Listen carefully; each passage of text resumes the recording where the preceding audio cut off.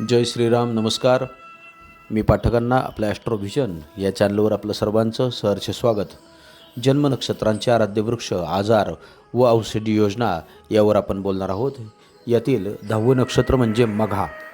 डोकेदुखी, अर्धांगवायू, वातविकार, डोळ्याचे विकार, गोवर, कांजिण्या, कावीळ, अर्धशिशी, पाठीचा त्रास, कापणे, भाजणे, हाडास विकार, हृदयविकार हे विकार संभवतात. हे नक्षत्र आदोमुखी चिबिट दृष्टी अग्नितत्वाचे असून राक्षसगणी आहे. या नक्षत्राचा स्वामी केतू असून याची देवता पितर आहे. आराध्य वृक्ष वट आहे. हा वृक्ष सर्वत्र उपलब्ध असतो. या वृक्षाचे आयुष्य अमर्याद आहे. हा गुणांनी शीतल, मधुर, जड वृक्ष आहे. हा पित्त, कफ, रक्तपित्त, दाह, मूर्छा यांचा नाश करणारा आहे. भारतीय संस्कृतीमध्ये हा वृक्ष पूज्य मानला जातो. पीडा दूर होण्यासाठी या वृक्षाची पूजा करावी. याला पर्यायी वृक्ष जाई आहे. पायाला सूज आल्यास, सांधेदुखी आल्यास वडाची पाने शेकण्यास, बांधण्यास वापरतात. मघा हे अशुभ नक्षत्र मानलं जातं.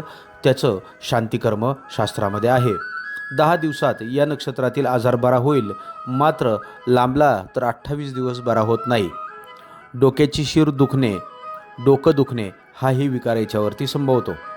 चक्कर येणे, डोके बधिर होणे, अस्वस्थ होणे ही स्थिती याच्यामध्ये संभवते.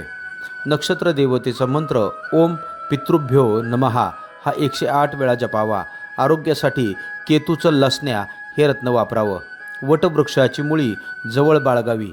पूजा काल संपल्यावर शनिवारी मीठ व गूळ हे दान करावं. मारुतीला 11 पानांची रुईची माळ गुरुजींनी सांगितलेल्या पद्धतीनं धारण करावी. अधिक माहितीसाठी आपल्या पाठक अण्णा ज्योतिष कार्यालय या पेजला भेट द्या. जय श्रीराम. धन्यवाद.